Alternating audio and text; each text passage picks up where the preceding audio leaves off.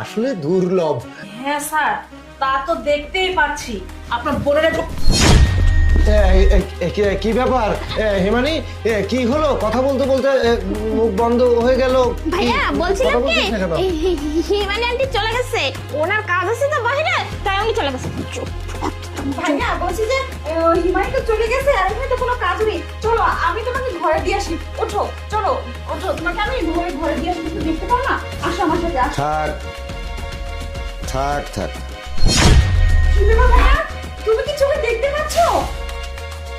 এদিকে আয়। এদিকে আয়। আমি আমার চোখ টোক কোনো কিছু নষ্ট হয়নি। আমি আমার পরিবারের দুইটা বোন মা বাবা যখন মারা যায় আমার হাতে তুলে দিয়ে গেছিল। তারপরে আমার ওয়াইফটাও মারা গেল। আমার ওয়াইফও তোদেরকে মেয়ের মতোই পেলে পুষে বড় করেছে, আর আমার কথা তো বাদ। আর আমার একটা চিন্তা ছিল যে আমার যে দুটো বোন, এই দুটো বোন আসলে তাদের চারিত্রিক বৈশিষ্ট্যগুলো কেমন, ভবিষ্যতে ইন ফিউচারে আমার এই সম্পদগুলো ঠিক মতো রাখতে পারবে কিনা, তাদের আচার আচরণ কেমন হয়েছে, এইটার উপরে আমি একটা পরীক্ষার জন্য আমি তোদের কাছে বলেছিলাম যে আমি অন্ধ। এখানে যতগুলো টাকা রেখেছিলাম, কত টাকা ছিল সব আমি জানি। টাকার সঙ্গে এখানে স্বর্ণ অলংকার কতটা ছিল, কয় ভরি ছিল, সব আমি জানি, যেহেতু আমি নিজে এখানে এনে রেখেছি।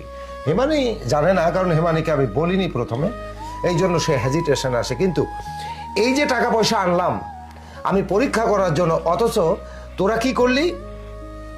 আমি এই ভাগাভাগির ছলে যখন বসেছিলাম অন্ধ সেজে, তখন তোরা কি করলি? যেটা করেছিস সেটা আসলে নিন্দনীয় ব্যাপার, এটা আসলে বলার অপেক্ষায় থাকে না। যাই হোক, তোরা যে পরিচয়টা দিলি না, এই হেমানি ছোটবেলা থেকে আমাদের কাজের মেয়ে হিসেবে কাজ করে। আজকে আমার লজ্জা করতেছে ওর সামনে দাঁড়িয়ে আমি যে কথাটা বলেছি যে এই দুটো বোন আমাকে কত ভালোবাসে। কি ভাববে বলতো?